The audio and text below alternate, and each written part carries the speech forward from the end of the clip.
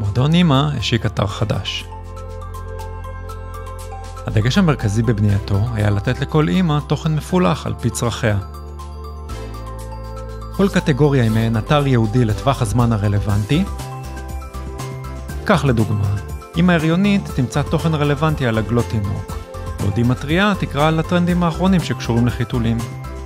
מפרסמים שירצו להגיע אל האימהות שלנו יוכלו לעשות זאת במספר דרכים. באנרים של קמפיינים ייעודיים בכל מתחם. כדאי שתכירי, בכל שבוע יופיע קמפיין שנמצא באוויר. הטבה ממותגת בגין הצטרפות למועדון או יום הולדת. קופונים והטבות.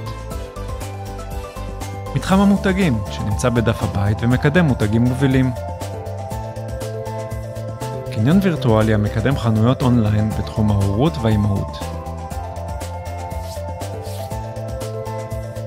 אמהות ממליצות, חברות מועדון שולחות חוות דעת על מוצרים שקיבלו להתנסות.